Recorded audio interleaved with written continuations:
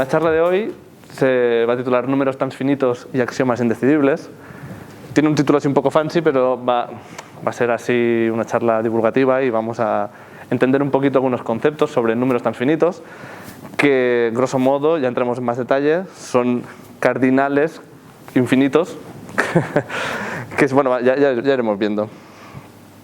A ver, quiero empezar por la presentación, que hablar un poquito de SOPA de partículas, que es en nuestro grupo de divulgación, y hablar un poquito de lo que hacemos y las actividades que tenemos programadas. Lo primero de todo es que, bueno, normalmente somos un grupo de divulgación que damos charlas, pero hacemos otras actividades como viajes, clubs de lectura, y organizamos también algunas visitas a algunos centros de investigación, o hemos llegado a ir al CERN en nuestros tiempos mozos, cuando todavía se podía salir de casa. Y bueno, la buena noticia de todo esto es que estamos recuperando las actividades y ya mañana nos vamos a ir al Naucas, si todo va bien. Ha sido un plan loco de última hora, pero bueno, volviendo un poco a esto, nuestra idea es hacer un grupo en el que la gente pueda unirse, dar charlas. Cualquier persona que tenga una inquietud sobre algún tema científico puede dar una charla.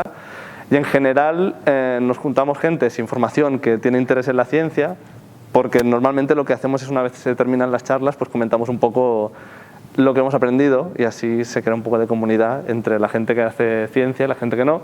Y luego también tenemos algunas charlas un poco más hardcore, ¿no? Que las damos, por ejemplo, yo como soy físico, pues doy algunas charlas de física, pero un poquito de todo. La idea es que al final todos nos sintamos cómodos y que todos podamos aprender. Hoy la charla será un poquito distinta, quiero empezar con eso, porque no va a ser la típica charla de física que os doy.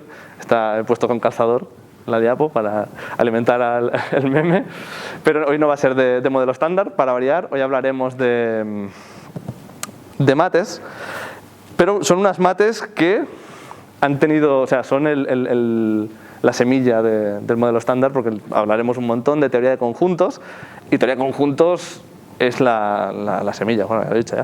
O sea, casi toda la geometría está basada en teoría de conjuntos y eso lo sabemos ahora, no cuando empezó. Pero bueno, normalmente cuando empezamos una charla, como he introducido, ¿no? Como somos un poquito de gente que pilota más, gente que pilota menos, pues me gusta poner unos objetivos principales, unas ideas principales, para que, independientemente de las ideas que hayáis podido entender durante la charla, que sepáis que habrá un poquito de cosas que quizás son más o menos importantes y que sepáis lo que sí os tenéis que fijar. Pero hoy lo haré un poquito diferente. Hoy lo que voy a poner son unas preguntas y luego al final de la charla, bueno, no sé si he puesto esta diapositiva al final o no otra vez, pero al final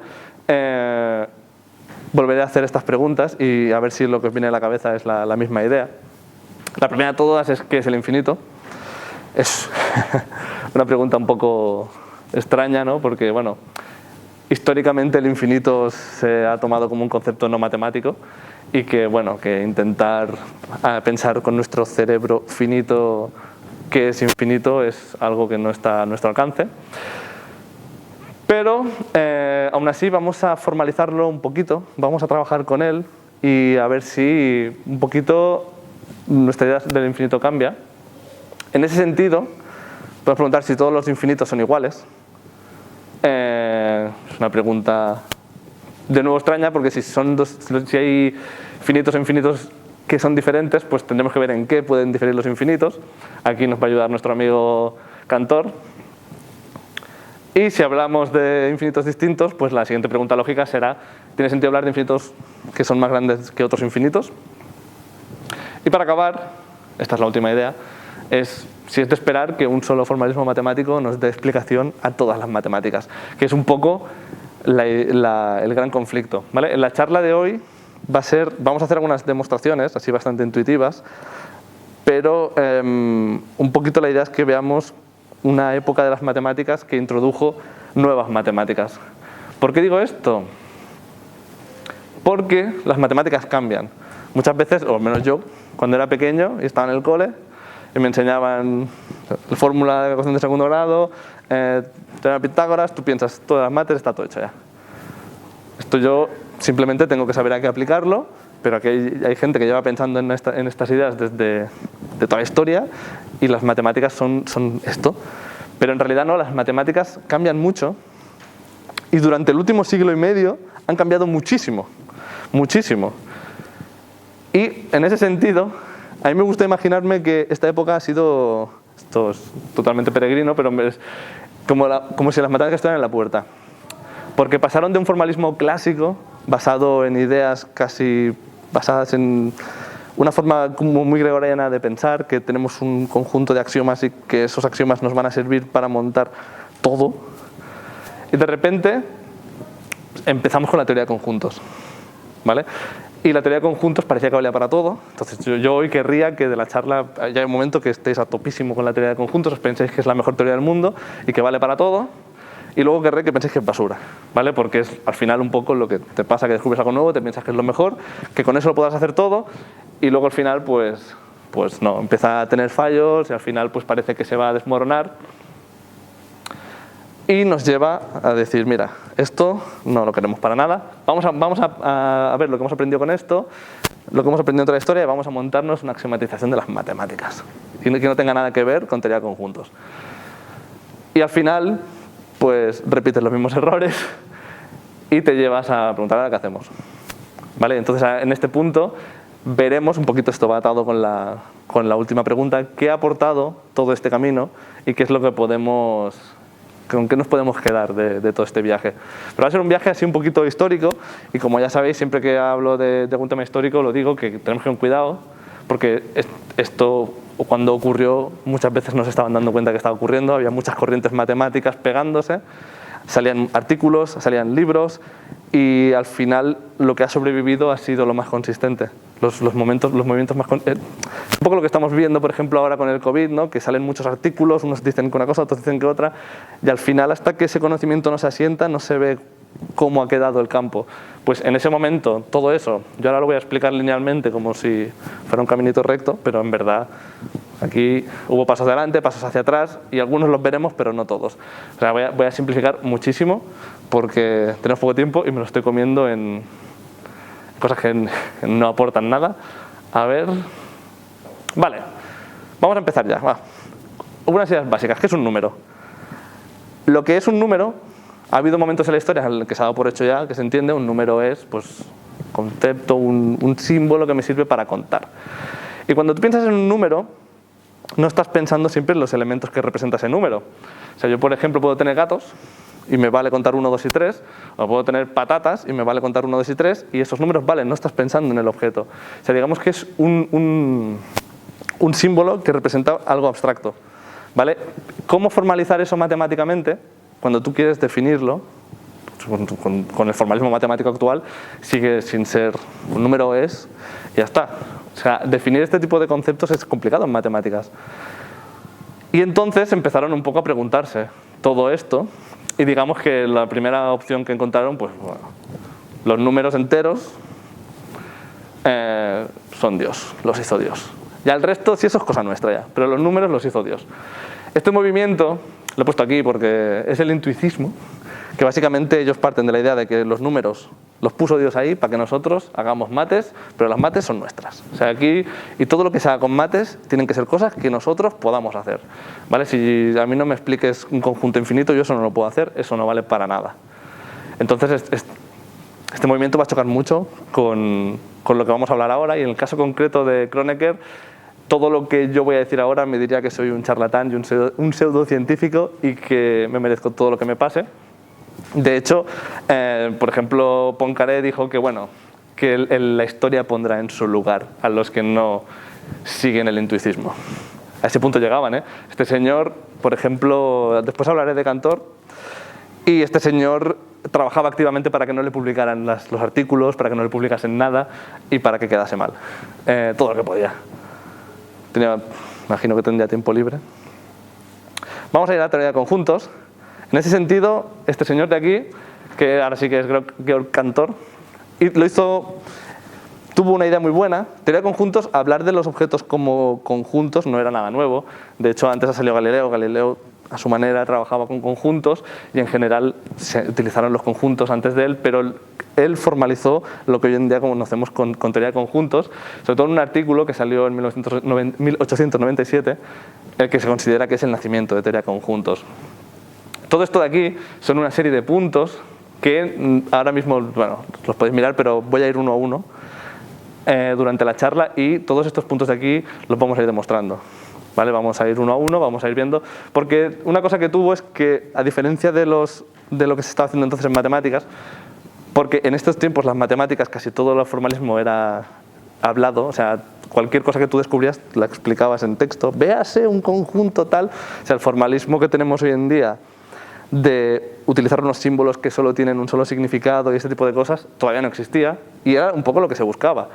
Y en ese sentido, este señor quiso diseñar una forma, entre comillas, quizá más visual, ¿no? No sé si visual es la palabra, pero que partiera de un conjunto de elementos a priori fáciles de entender, como son conjuntos y los números, y intentar expresar uno en función del otro, ¿vale? Poquito a poco iremos entrando en todo. Al final fue el primero que trabajó con números infinitos, empezó a intentar formalizar el infinito y esto le llevó casi toda su carrera, ¿vale? Este señor, la primera vez que utilizó un cardinal para hablar de un número infinito, pidió perdón en su escrito porque estaba haciendo algo que se suponía que era un ultraje. Pero bueno, hoy en día parece que funciona bastante bien. A ver si os convenzo un poquito, ¿vale? Primero de todo, tenemos que pensar en qué es un conjunto y al final, bueno, es algo bastante intuitivo. Un conjunto es un colectivo de cosas que nosotros estudiamos en conjunto, ¿no? Yo puedo, por ejemplo, decir un conjunto está formado por estos tres objetos, o puedo definir el conjunto de los naturales o el conjunto de los números pares más pequeños que 6. No puedo utilizar las palabras o puedo yo decir lo que es un conjunto, pero al final es un colectivo de elementos que voy a estudiar como una sola cosa. Y ¿qué propiedades tienen en común todos los conjuntos? Es un poco lo que Cantor quería utilizar como para crear una aritmética nueva. Quería utilizar estas ideas para decir, voy a construir unas mates. Entonces, para ello, utilizó el concepto de cardinal, que es el número de elementos que tiene un conjunto, pero a la vez, bueno, esto veréis que también en escritos dirá la potencia del conjunto o la numerosidad, veréis que hay algunos matices, pero al fin y al cabo todos terminan hablando de cuántos elementos hay en un conjunto. Y al final diremos, bueno, aquí pone 3, aquí en verdad tendría que poner el nombre del conjunto, pero cuando tú pones el conjunto entre barras, lo que estás es llamando a cuántos elementos tiene ese conjunto, y en este caso será 3. Entonces coincidiréis conmigo que si tengo 3 grupos distintos con 3 elementos distintos, puedo decir en todos los casos que los 3 grupos tienen el mismo número de elementos. Me da igual lo que haya dentro, esto lo puedo decir. Pero podemos hacer otra cosa, porque eso no siempre va a ser muy fácil, ¿vale? O no va a ser evidente, en un grupo de 3 lo vais a ver muy claro, luego empezaremos a utilizar este truco para hacer cosillas más chulas.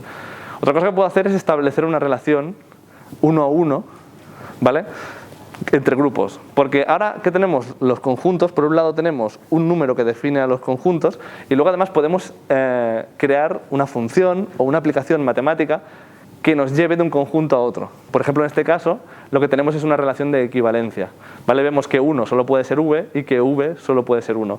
Entonces, si este conjunto tuviera muchísimos elementos, no vamos a ir hasta infinito todavía, si tuviera muchísimos elementos y yo los supiera que sin saber cuántos elementos tiene cada conjunto existe una relación que une todos los elementos de cada conjunto 1 a 1 de forma no ambigua, podré decir que son conjuntos que tienen el mismo cardinal o que tienen la misma numerosidad o que son equipotentes o como lo queráis decir, pero podré decir que eso es algo que ocurre.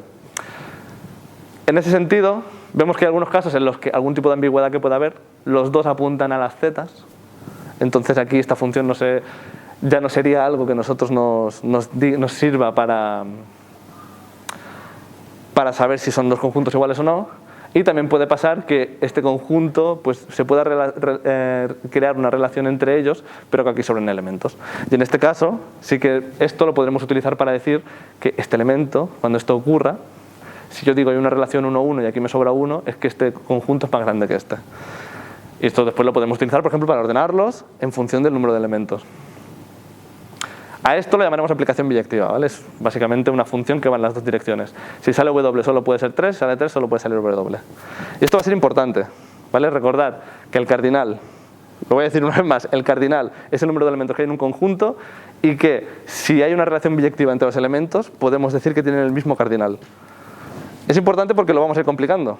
Vamos a suponer que tenemos un autobús finito, un autobús normal, todavía no se nos va a ir de las manos.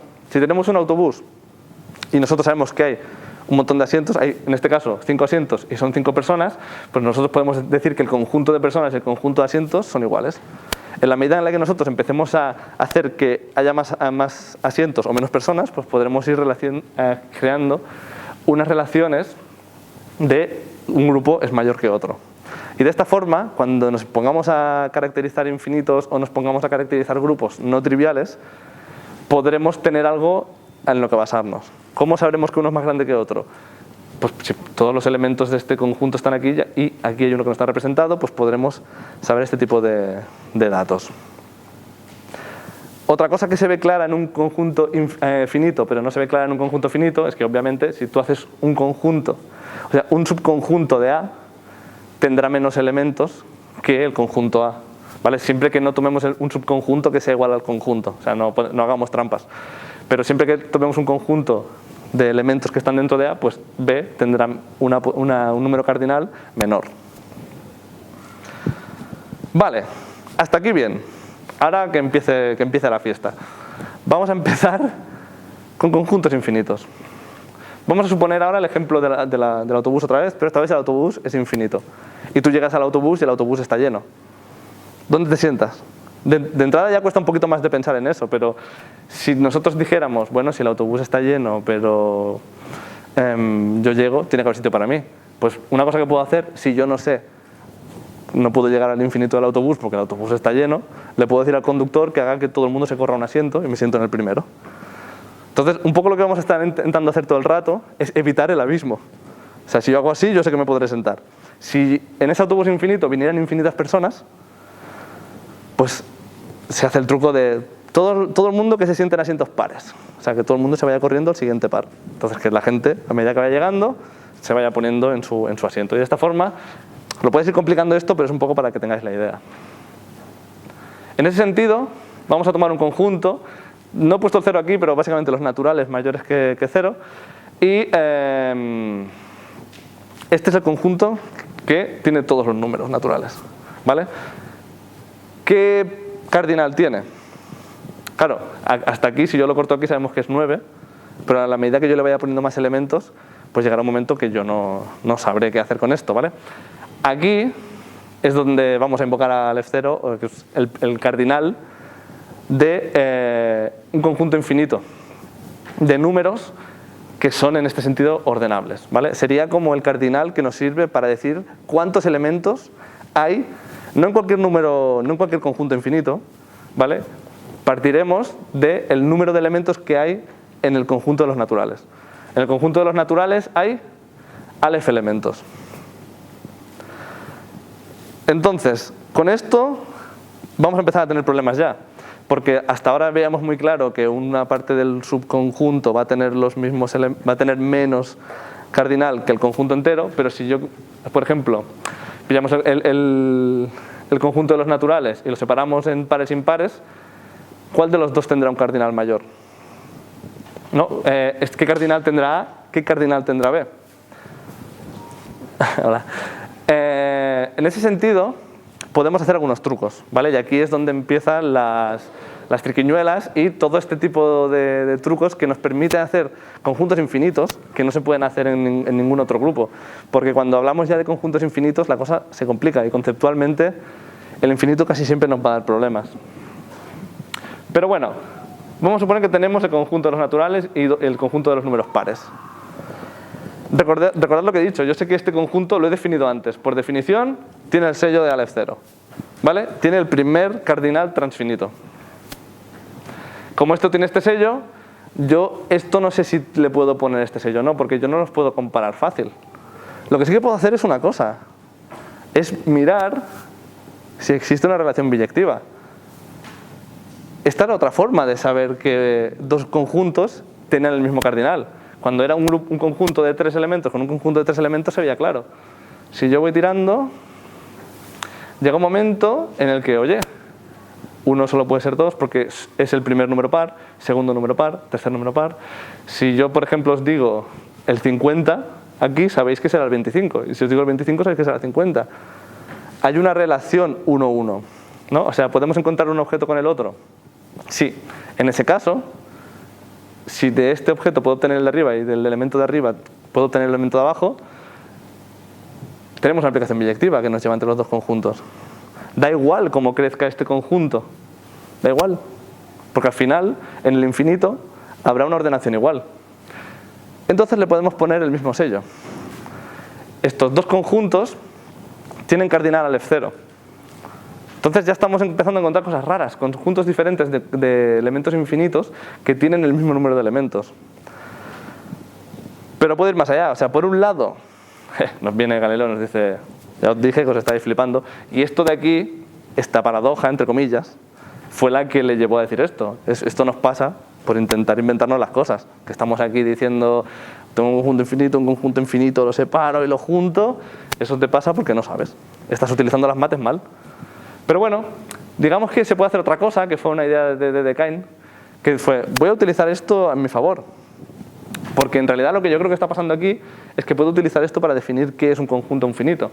Y al final podría decir que un conjunto infinito tiene la misma potencia, que es lo mismo que decir que tiene el mismo cardinal, que el conjunto de una de sus partes. Cuando nosotros tenemos un conjunto y hay una de sus partes que tiene la misma potencia, eso solo ocurre con los números infinitos. Y esta definición nos va a servir bastante a partir de ahora para decir qué es un conjunto compuesto por infinitos elementos y qué es un conjunto que no. Sería una de las primeras descripciones formales de cuándo podemos hablar de algo infinito, porque hasta entonces el infinito era algo impreciso, era una idea más abstracta que podía significar cualquier tipo de crecimiento exponencial, el que tú fueras, esto tiende a infinito. Pero bueno, aquí empezamos ya a darle un poquito de forma. Pero oye, ¿hay diferentes infinitos o no? No, hemos venido a ver cosas. Vamos a partir de los conjuntos numéricos. ¿Vale? Aquí, bueno, breve descripciones, los naturales son los números enteros, bueno, perdón, los naturales son los números que van de 0 a infinito, pero que son números enteros, ¿sí? El conjunto de los enteros es el conjunto de los naturales, pero incluye además los números negativos, ¿vale? Luego tenemos el conjunto de los racionales, que tienen, son todos aquellos números que se pueden formar con fracciones. Y finalmente tenemos los reales, que los reales son un monstruo. Luego hablaremos más de los reales, pero los reales son aquel conjunto que contiene números con infinitos decimales diferentes, que no se puede establecer ninguna regla para escribir ese decimal. Cuando existe una regla, es que se puede escribir en forma de fracción. Cuando no existe, tenemos un racional. Y fijaos un poquito la trampita, ¿eh? La trampita de que esto te lo ponen así, y yo les digo, ¿qué conjunto más grande? Pues así intuitivamente, a ver, si este es 0, 1, 2, 3, 4, 5 y este es 0, 1, 2, 3, 4, 5 y menos 1, menos 2, menos 3, pues este va a ser más pequeño que este y este va a ser más pequeño que este porque este tiene decimales. Y luego este pues va a ser más grande, pues como está aquí puesto, ¿no? Bueno, vamos a ver. Vamos al conjunto de los naturales. De los naturales a el conjunto de los enteros. ¿Qué conjunto es más grande? Bueno, así intuitivamente, ¿no? Sí, fíjate, es que está clarísimo. De aquí para allá es infinito y de aquí para allá es infinito, son iguales. Hemos puesto unas normas y tenemos que cumplirlas. ¿Qué ocurre si yo lo reescribo todo así? Y digo 0 con 0, 1 con 1, 2 con 1, 3 con 2. O sea, aquí abajo tendremos 0, 1, menos 1, 2, menos 2, 3, menos 3, 4, menos 4. Y arriba tendremos los números naturales. He ordenado. Fijaos en esto es muy importante. Es muy importante y nos lo hemos pasado antes un poquito de puntillas, pero el hecho de que se puedan ordenar los conjuntos es lo que estamos viendo de esto. Es un truquito que he utilizado ya 2 veces y que de aquí podemos sacar un patrón, que es que siempre que tengamos un conjunto infinito y nosotros lo podamos ordenar, podremos crear una aplicación biyectiva que nos una el uno con el otro y le pondremos el sello Aleph. Y eso va a pasar siempre. Van a ser igual de grandes. Pensad en esto, siempre que tengamos un conjunto ordenable, vamos a poder establecer esta relación biyectiva. ¿Vale? Este es lo primero que hemos hecho hoy. Con un grupo de 3 y 3 se ve muy claro. En la medida en que nosotros lo vamos complicando, se va viendo menos intuitivo. Esto es algo que ha dado problemas. Esto Cantor lo llamaba el teorema del buen orden. Y dijo, los conjuntos se pueden ordenar porque es una ley del pensamiento, pero no lo demostró y tuvo muchos problemas para demostrarlo. Y bueno, ha habido otros matemáticos que han intentado demostrarlo asumiendo otros axiomas que se han puesto a posteriori, y al final veremos que esto no es ninguna trivialidad, pero parece de sentido común que si tú puedes seleccionar uno a uno los elementos de un grupo, si todos los elementos de un grupo son distinguibles, yo puedo crear un criterio para ordenarlos como yo quiera. Y en el momento en el que yo puedo crear un criterio para ordenarlos, hay una relación 1-1 con los naturales. Así que le ponemos el sello Aleph. Vamos a poner los números fraccionarios ahora, ¿vale? Entonces, aquí los he puesto tal. Este es el conjunto de antes, el conjunto nuevo. Aquí arriba tenemos un conjunto infinito, para allá, para acá, y esto no lo he puesto, pero sería como si hubiera infinitos por todas partes, ¿no? Esto crece un montón, porque tenemos un montón de conjuntos que tienen número fraccionario, ¿no? Un 0,25, un medio, y así. ¿Podemos hacer algo aquí? ¿Podemos hacer algún truquito para hacer lo mismo que antes? Vamos a pensar un poco. Tenemos aquí los números naturales, ¿vale? Esto, de aquí para allá, crece infinito Aleph, ¿no? O sea, infinito Aleph no, sería un Aleph 0. Yo esto lo puedo llenar así. Y ahora todos coincides conmigo en que aquí están escritos todos los números racionales. Yo puedo empezar a contar y hacer 1, 2, 3, 4, 5, me voy al infinito, mal negocio. Puedo empezar por aquí, mal negocio. Pero, si somos un poco avispados, podemos empezar a contar y decir, bueno, espérate, este va a ser el primero. Esto es fácil, porque está en la esquinilla, ¿no? O sea, yo puedo poner aquí así. Me vas a decir, oye, que hay negativos. Ya lo sé, pero luego el truquito este vale con los negativos. Y me vas a decir, a ver, aquí hay un 2 medios y un 1, se repiten. Luego podemos poner condiciones, pero vamos a entender la lógica de esto. Yo tengo aquí este número, el segundo número de la serie va a ser este, el tercer número de la serie va a ser este, el cuarto, quinto, sexto va a ser este, y ya estáis viendo el patrón, ¿no? Yo puedo ir así pintando de aquí, aquí, aquí, aquí, aquí, aquí, aquí, aquí, aquí, aquí, aquí, aquí, aquí, aquí, aquí, de forma que al final lo que hago es extender el conjunto de los racionales en una fila ordenada.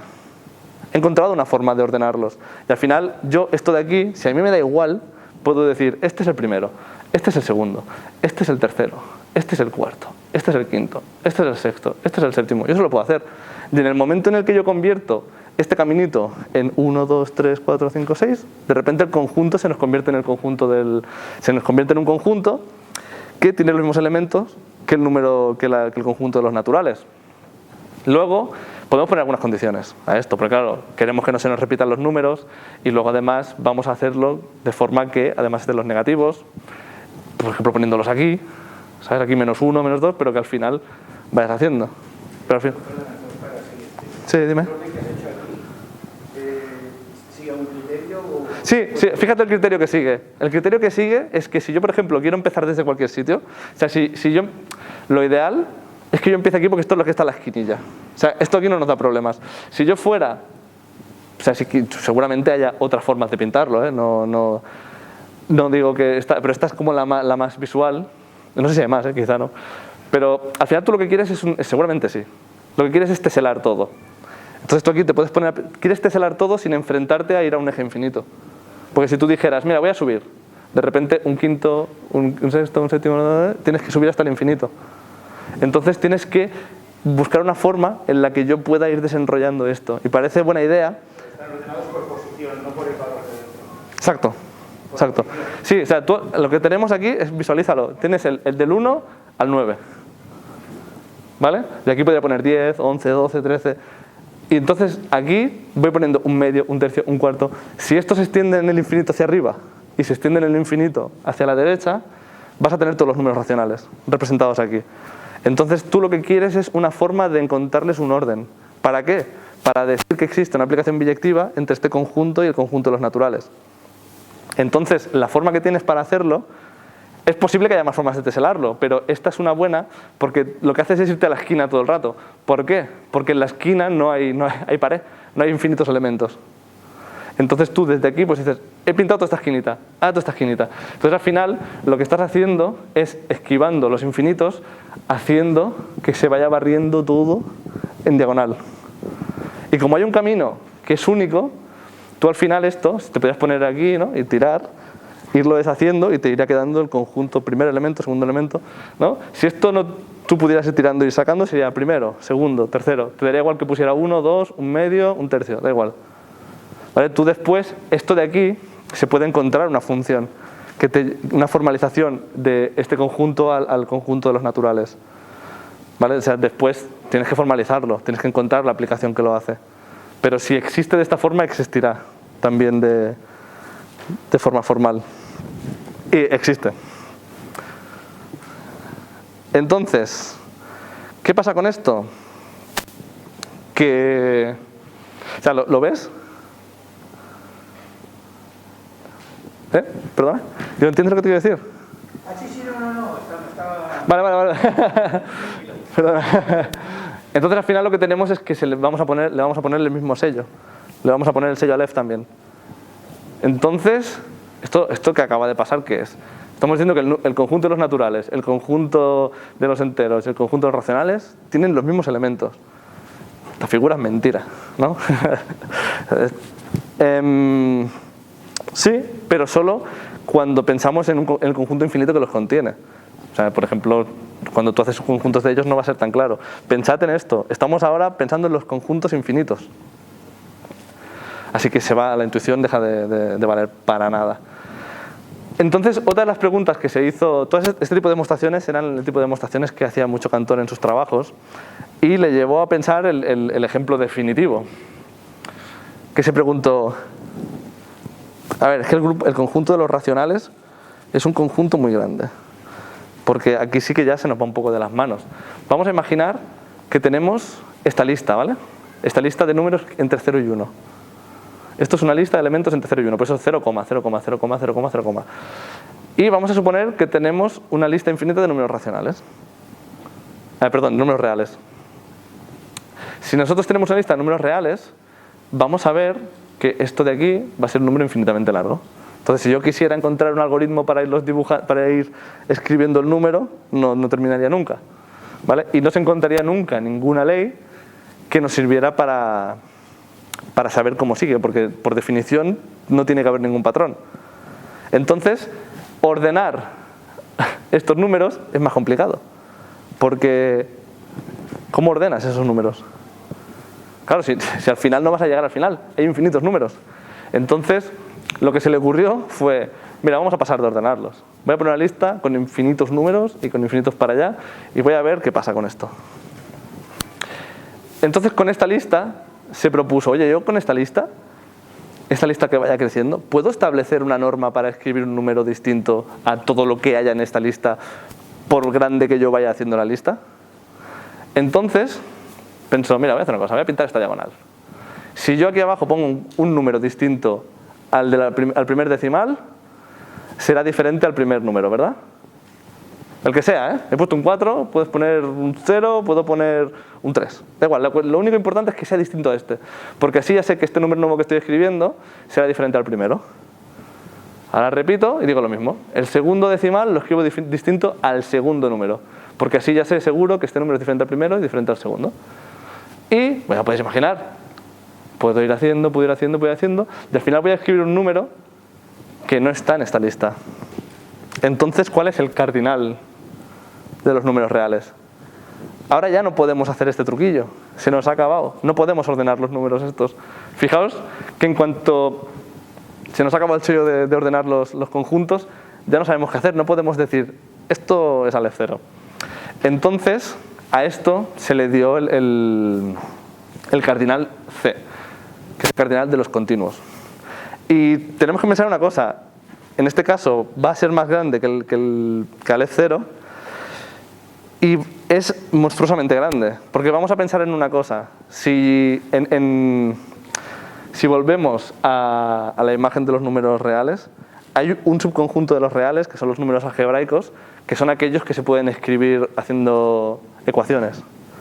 Yo puedo ir haciendo infinitas ecuaciones y las puedo ordenar una detrás de la otra, y al final ese conjunto va a tener Aleph elementos. El número de números como pi, que sean calculables, al final los puedo poner en una lista también. Lo que está pasando aquí, que estamos viendo, es todo lo que se nos escapa de las manos. Son esa cantidad de números que es exageradamente grande y para la cual no tenemos un algoritmo para escribirlos. No penséis en pi aquí, no penséis en raíz de 2. Estos son números que son simplemente números infinitamente largos sin ningún criterio. ¿Verdad?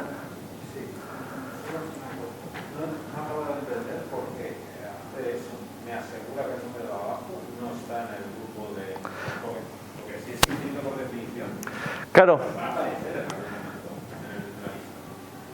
Sí, lo que pasa es que aquí el problema que tienes es que tú este argumento, el problema que tienes es, al final, más que servirte para decir, no, es que si esto se extiende a infinito, al final este número va a estar porque es infinito. El problema que tiene, o sea, la idea que tiene este ejemplo es que te ayuda a visualizar que el hecho de que no podamos ordenar estos números, al final no nos sirve. O sea, tenemos dos formas de saber si dos grupos son iguales o no.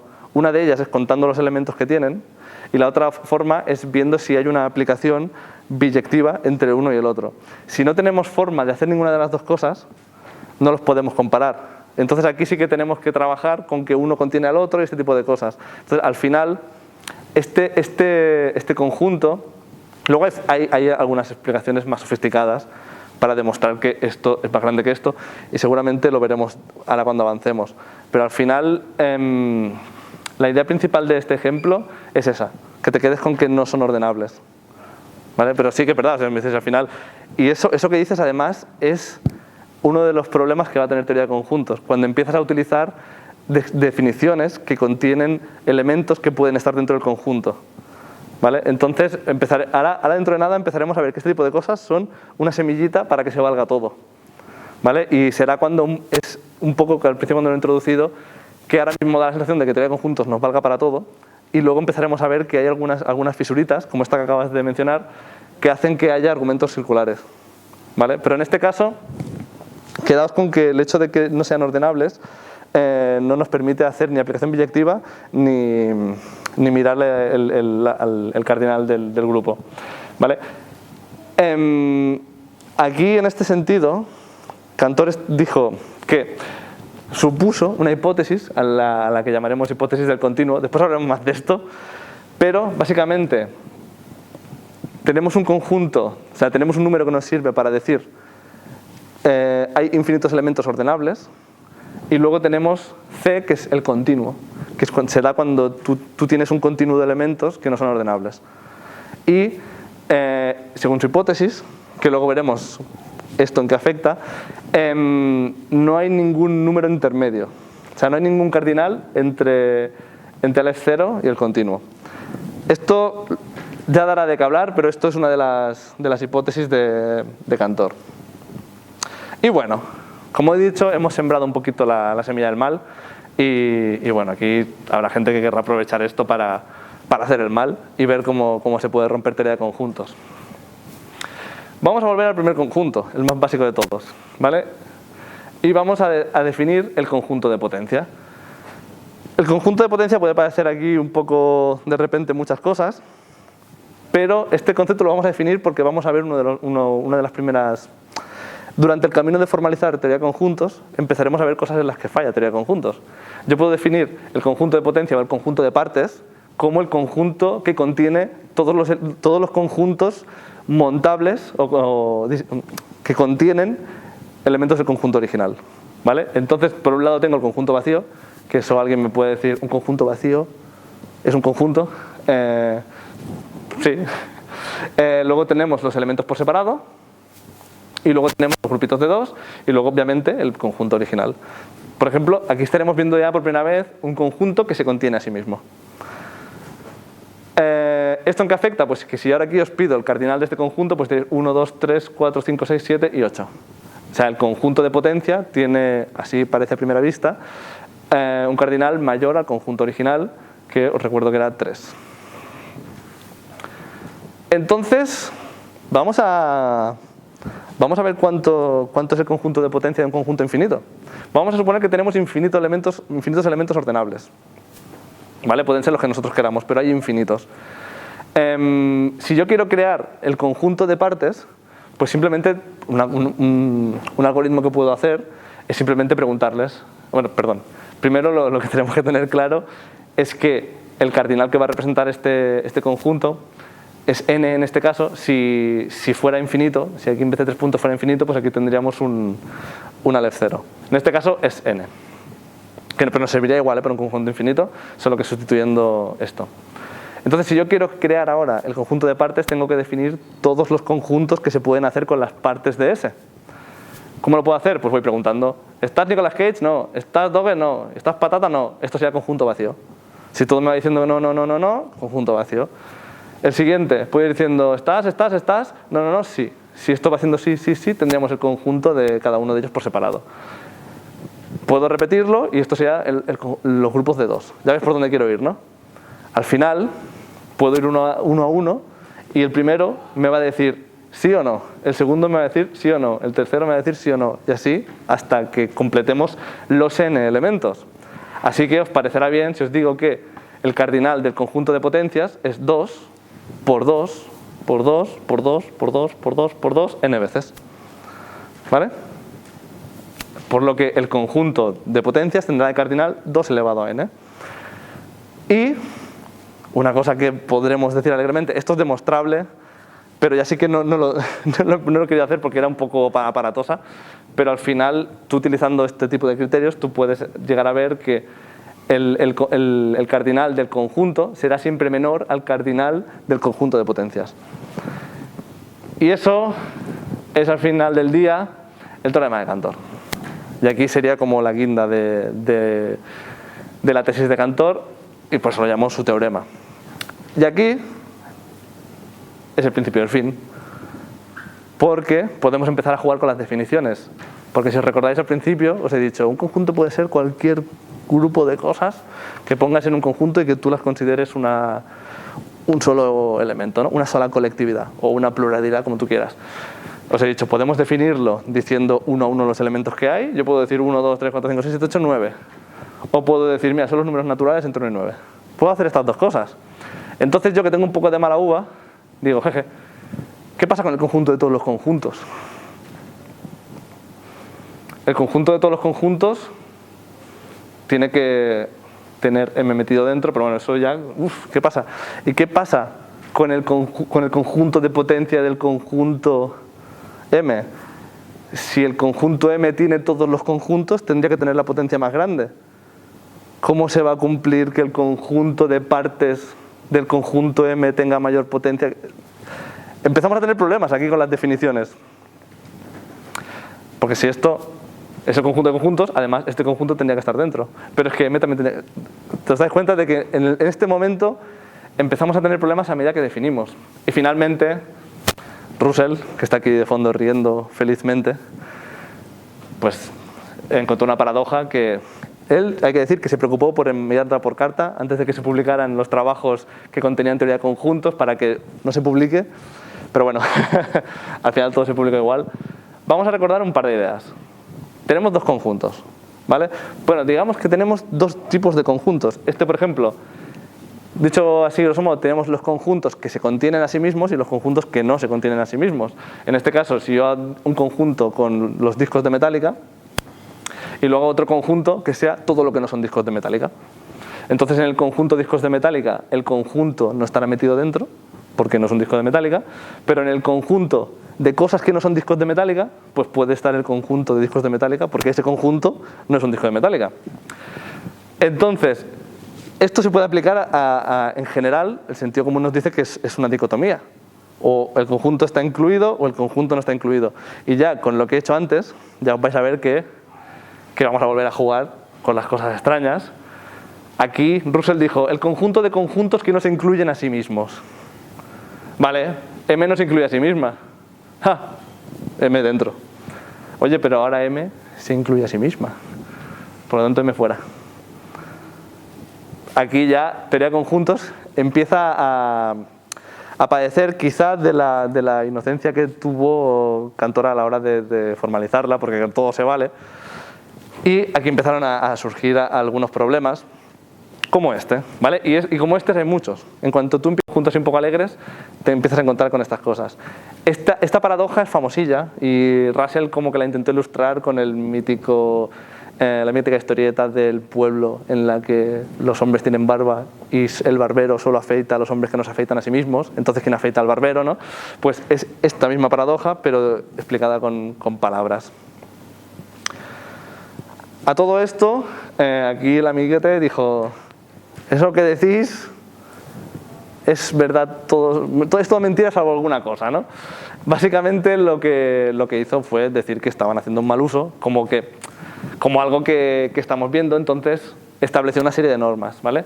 Y al final llevó a la axiomatización de teoría de conjuntos, que es un trabajo en conjunto con Zermelo Franklin, y básicamente desarrollaron toda una serie de normas para que en teoría de conjuntos ya no se valiera todo. Pero entonces eso, ¿a dónde nos lleva? Nos lleva, claro, a que en esa época la matemática estaba en una fase de explosión, de axiomatización de todo. Y en ese sentido, el jefe era Hilbert. O sea, jefe, básicamente era la persona que estaba un poco delante de todo este movimiento, y Hilbert estaba a topísimo con Cantor. O sea, Hilbert le encantaba. De hecho, dijo que nadie los podría librar del paraíso que Cantor había montado para ellos. O sea, se vino arriba, o sea, estaba muy a tope con él. Y Hilbert es una persona muy importante. Uy, le he dado. Hilbert es un matemático muy importante, un físico muy importante, que bueno, que ya los que estáis por aquí os sonarán de espacios de Hilbert. Ha hecho toda una serie de aportaciones tanto en matemáticas como en física, que a día de hoy siguen siendo vitales para casi cualquier cosa. Y Hilbert tenía una forma de pensar que él quería un mundo en el que todo se pudiera axiomatizar, ¿vale? Y la teoría de Cantor pues le gustaba mucho, pero cuando empezó a pasar todo esto, empezó a tambalearse y dijo: Tate, a ver si esto... voy a montar mi propio programa. ¿Sabes? Es una idea buena, y montó lo que, como se conoce, el programa de Hilbert. Él lo llamó así, porque dije: mi programa lo llamo como yo quiero. Y mientras estaba en ese proceso de decir en qué consistiría su programa, uno de los momentos célebres, ¿no?, fue en un congreso de matemáticos en París, que mostró a la comunidad lo que él consideraba los 23 problemas más significativos de las matemáticas de la época, entre los cuales el primer problema que él decía era que no estuviera demostrada la hipótesis del continuo. Lo que os he dicho antes así alegremente, C es más grande que L0, pues eso, así nos hacen las cosas. Y ese era el problema número 1, el enemigo público. Pero bueno, en ese sentido estaba inspirado un poquito por la matemática más clásica, ¿no?, en la que yo quiero tener un conjunto de axiomas, y ese conjunto de axiomas me tiene que servir para hacer todo, ¿vale? Era una persona que estaba muy influenciada por un montón de movimientos que había en la época de este tipo de cosas, y por el trabajo, por ejemplo, de Klein, que era un matemático que utilizó teoría de conjuntos para axiomatizar la geometría, y bueno, básicamente encontró que la geometría se podía explicar en un set de axiomas, y toda la geometría estaba incluida dentro de ellos. Y eso a él le fascinaba. Dijo: todo va a ser simetría, la física la puede expresar en forma de simetría. Y eso es algo que estaba él convencidísimo, y que bueno, o sea, una gran influencia para él fue Mineder, que luego demostró, toda la física de partículas, que es un poquito lo que he dicho al principio, sale de hacer teoría de conjuntos. La física de partículas sale de hacer simetrías en conjuntos. O sea que, como os he dicho, estaba bastante a tope con teoría de conjuntos. Pero bueno, básicamente él quiso establecer unas normas. Tenemos que tener, porque no le valía un formalismo como el clásico. El formalismo clásico es un poquito lo que os he dicho antes. Dado un conjunto que no sé qué es, pero el lenguaje es ambiguo.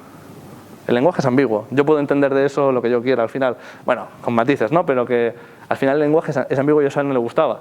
Entonces quiso desarrollar Un lenguaje que los que estáis más familiarizados con las matemáticas ya sabréis cuál es el formalismo matemático, por ejemplo, incluido, cualquier, son símbolos matemáticos que solo quieren decir una única cosa. Y luego los elementos que van a formar parte de ese conjunto de normas.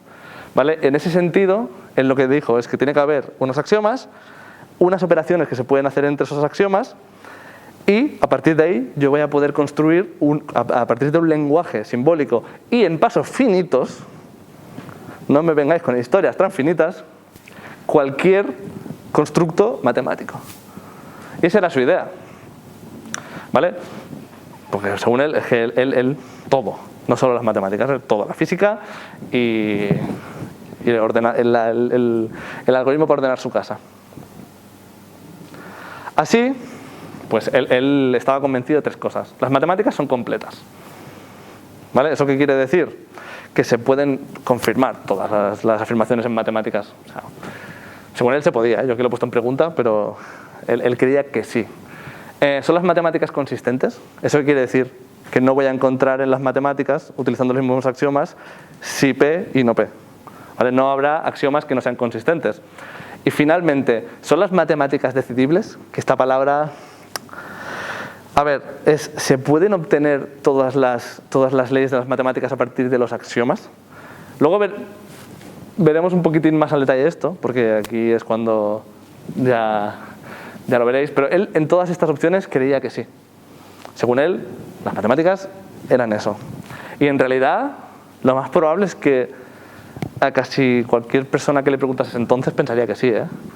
Yo no me imagino ahí a la gente pensando, no, las matemáticas son inconsistentes. No, ahí estaban todos a tope y querían demostrar esto. Pero bueno, aquí ya vino Gödel y dijo, todo mal. Empezó a trabajar con un poquito siguiendo la escuela de Russell a nivel de truquitos así un poco malignos. Y bueno, en realidad él quería demostrar la completitud de las matemáticas. Y son unas leyes para demostrar la completitud, y en su tesis era completitud de los sistemas y todo ese tipo de cosas. O sea, él en el fondo tenía buenos sentimientos. Pero por el camino, bueno, empezó a decir, uy, mira, un amigo, empezó a utilizar un método que básicamente quiso hacer algo parecido a operaciones aritméticas, pero con el lenguaje de Hilbert. ¿Vale? ¿Qué hizo? En vez de utilizar conectores, si yo tengo la operación mayor que, menor que, cualquier tipo de estas operaciones, a esto le puso un número. Y los números, dijo, los números no me valen. Voy a tener el 0 y un indicador que será siguiente de 0. Entonces él con esto lo que hizo fue construir una especie de cálculo que le servía para calcular algunos de las leyes y los axiomas. O sea, cada uno de los axiomas tú después le podías poner 0 igual a 0 y tú a eso le podías poner un número. ¿Vale? El número se pone utilizando números primos para que no se repita, de forma que si tú factorizas cualquier número de Gödel te sale una ley. Y él con eso pues hacía operaciones. Finalmente...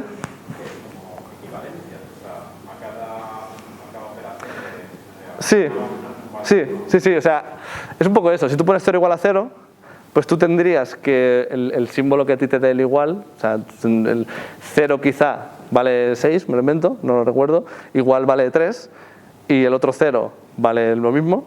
Entonces tú aquí ya pondrías 2 elevado al primer número, por 3 elevado al segundo número, por 5 elevado al siguiente número. O sea, los números primos los vas poniendo elevados al número que él ha asignado al operador.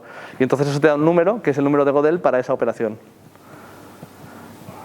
Luego él a eso le puede asignar además algunas leyes. Puede decir, es que le salen unos numeracos que no veas, porque eso enseguida se le va, porque si tú vas poniendo operadores, al final, si haces las pruebas te salen unos números súper grandes. Pero la idea al final era que él quería como sistematizarlo. Quería como asignar un valor a cada ley, ¿vale? A cada teorema. Él quería como encontrar, o sea, es un poco la idea esta de matemática de la época, como que además muy algorítmica, quería encontrar como un algoritmo que le sirviera para hacer teoremas. ¿Vale? O sea, tú esto lo vas haciendo, pues él al final quería encontrar, y cuando tú encontrases, por ejemplo, una contradicción, verlo así. ¿Vale? Eso cuando te vas haciendo pruebas, no puedes encontrar contradicciones cuando tú recuperas los elementos originales. ¿Vale? Él básicamente quería hacer operaciones con el formalismo. Pero es que al final llegó a... O sea, tú luego con eso puedes hacer cálculo y llegar a enunciados, que es un poco lo que él quiere, porque un problema que tenía su trabajo original se basaba para demostrar que el cálculo era completo, ¿no? que la aritmética era completa. Él se puso a desarrollar un método que era todo de reducción al absurdo, y entonces le criticaron mucho que lo había demostrado de una forma que no permitía generar enunciados. Porque si tú demuestras algo por reducción al absurdo, tú solo puedes decir, no, esto no está bien. Pero no puedes decir, voy a proponer un enunciado nuevo. Entonces yo aquí lo visualizo como que él lo que quería era encontrar una forma de crear enunciados. ¿Vale? Y al final, cuando estaba haciendo axiomas, que los axiomas también tienen su propio numeret, llegó un momento que dijo, este axioma es falso. ¿Sabes?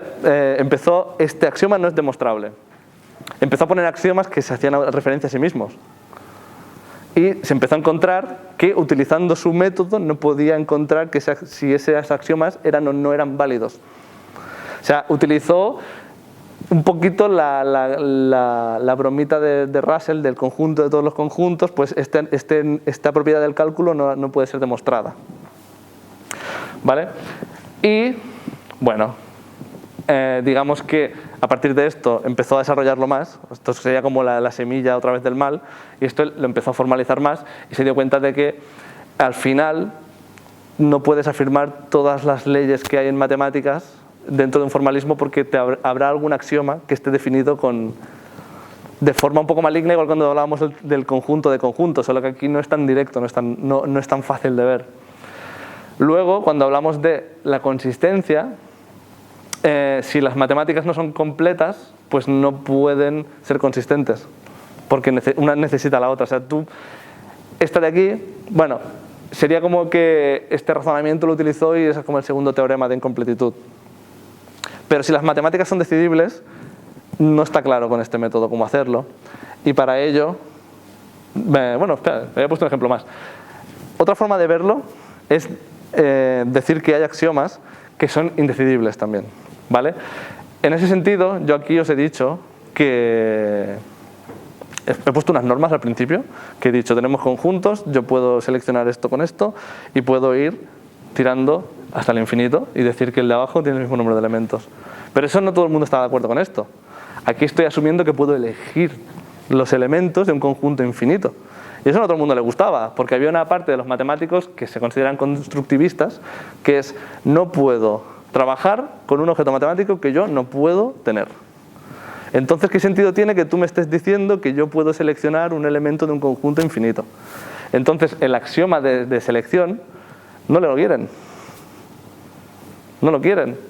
Entonces, ¿es verdad el axioma de selección? Sí.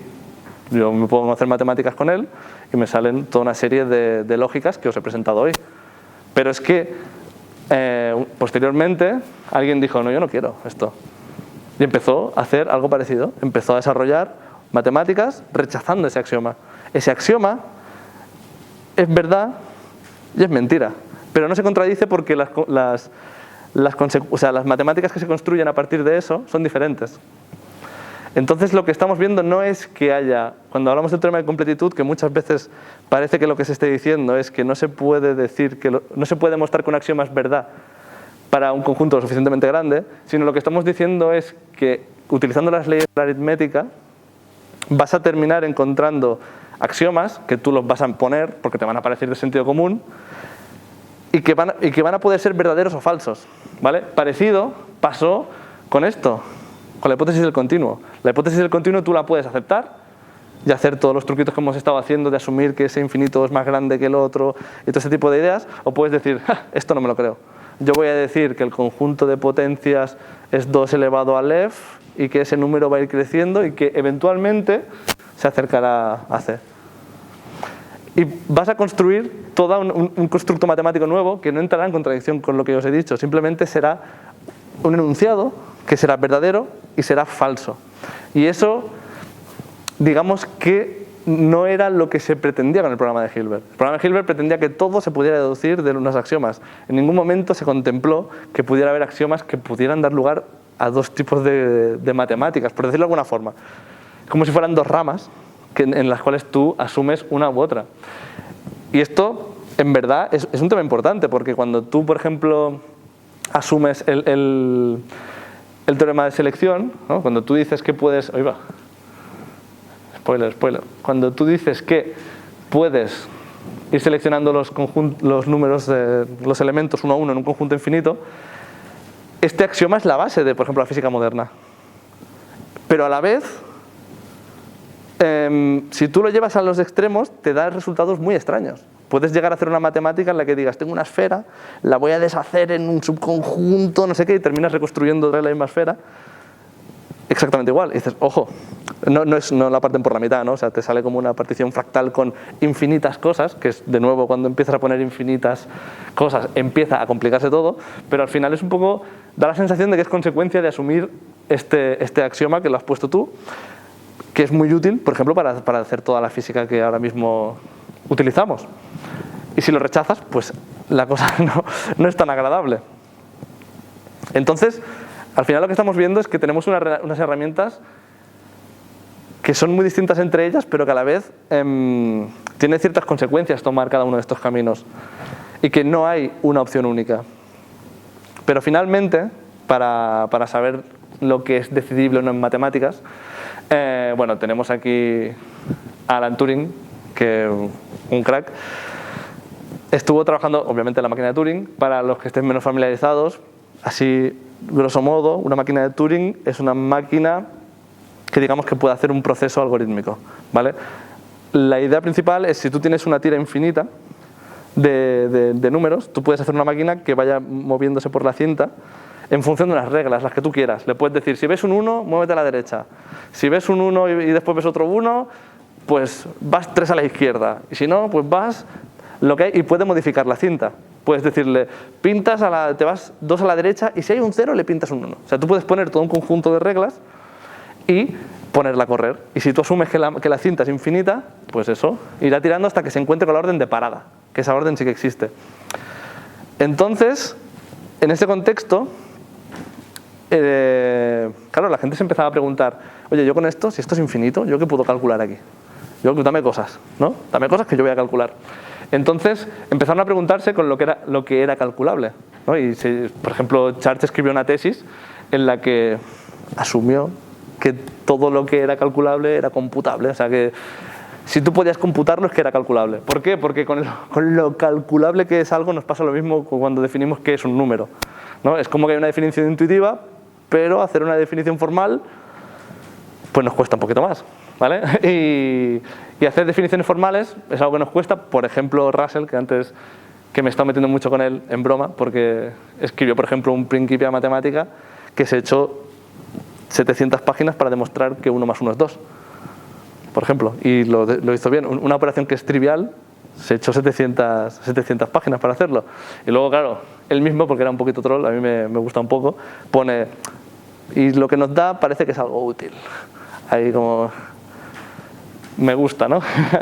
Al final, la gracia está en que cuando tenemos una máquina de Turing, que parece que pueda calcularlo todo, se le ocurrió la idea de, oye, la máquina se puede quedar atascada. Si yo le digo, si te encuentras un 1, ve a la izquierda, si te encuentras un 1, ve a la derecha, y se encuentra con 1, 1, se va a quedar tic, tic, tic, tic, tic, tic, tic, tic. Dijo, ¿hay alguna forma de que yo haga otra máquina a la que yo le dé el algoritmo de la primera y me diga si la máquina original se va a parar o no? ¿Vale? O sea, yo diseño un programa. Digo, si te encuentras un 1, haz esto. Si te encuentras un 2 no. Un 0, tira. Vas haciendo. Y yo la pongo a correr. Y yo me quedo ahí mirando. Y yo pienso, si yo pongo las normas de la máquina original, ¿puedo diseñar un algoritmo que solo sirva para decirme, este algoritmo que tú has puesto ahí, ¿se va a parar o se va a quedar atascado? Básicamente. Entonces, claro, cuando se le ocurrió eso, sin saber si se puede o no se puede, tú piénsalo, tienes un problema que va corriendo y tú tienes otra máquina que lo único que hace es decirte si la primera va a parar o no va a parar. Entonces, podemos empezar a hacer cositas con esto. Podemos empezar a decir, oye, vamos a hacer una cosa. Está corriendo el programa original. Ahí, tic, tic, tic, tic, tic, tic, tic, tic, tic. Tú dices, tengo la segunda máquina. Esta segunda máquina le voy a poner un código con la máquina original y quiero que me dé parada si la máquina original se para, y quiero que me dé un bucle infinito si la máquina original no se para. Y tú lo pones, y si se queda atascada, es que la primera máquina no se para, y si te saca un stop, es que la primera máquina se para mientras va calculando. Y entonces hizo lo que haría cualquiera de las personas de las que he hablado hoy, que dijo, ¿y si utilizo este algoritmo de parada para ver si mi algoritmo de parada se para? Entonces, ¿qué ocurre? Que si se para, entra en un bucle infinito, pero si entra en un bucle infinito, pues nos empieza a pasar como el conjunto de conjuntos. La conclusión que él sacó es que hay una serie de algoritmos que no se pueden decidir, porque la complejidad, entre comillas, que termina de llevando a decidir si se va a parar o no se va a parar es demasiado grande. Entonces, lo que nos terminamos encontrando es que hay algunos problemas en matemáticas que son indecidibles por definición. O sea, habrá algunas conjeturas que los problemas del siglo de las matemáticas, habrá algunos de esos problemas que no tengan solución. ¿Por qué? Porque son indecidibles. Y eso es a la vez una tragedia para toda la gente que se pasa toda la vida trabajando en ellos. Pero porque además no se puede demostrar de las conclusiones, obviamente, claro, todo de las conclusiones que, por ejemplo, sacó Alan Turing y que hoy en día sabemos que es así, o sea, que es así, seguimos pensando igual que él pensaba. O sea, hay algunos problemas que no se puede saber no se puede decidir si ocurren o no ocurren, independientemente de todo el conocimiento que tengamos. Lo que quiere decir es que habrá axiomas nuevos que introduciremos, como el axioma de selección. Ese no sé en concreto si está demostrado o no, pero habrá algunos de ellos que no podremos demostrar. Porque si los demostrásemos, podríamos llegar a decidir si es verdad o falso para tenerlo o desecharlo. Pero bueno, para acabar, claro, cuando todo esto de Gödel, Turing llegó, pues al programa de Hilbert le pasó algo parecido a lo que le pasó a Cantor con la teoría de conjuntos.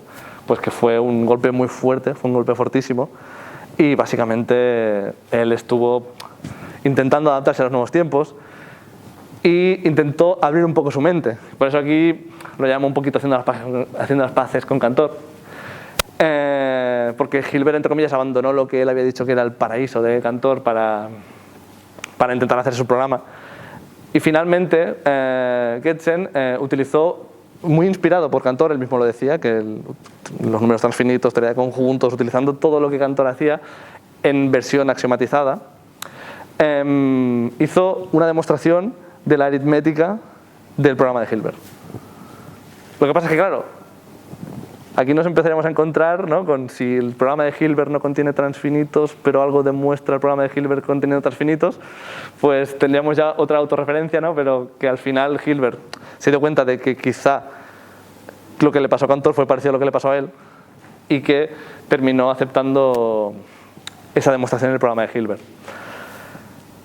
Entonces, de todo esto, al final lo que se saca es que en matemáticas tienes toda una serie de paradigmas, como teoría de conjuntos, tienes teoría axiomática es muy potente, y para conjuntos no infinitos y para hacer algunas demostraciones es una de las mejores herramientas que tenemos, pero digamos que tenemos todo un set de constructos y que tenemos que utilizar el más adecuado para cada problema matemático que tengamos. Y quizá para hacer la demostración de la consistencia de la aritmética necesitábamos utilizar los números transfinitos, y quizá para demostrar la geometría no es necesario.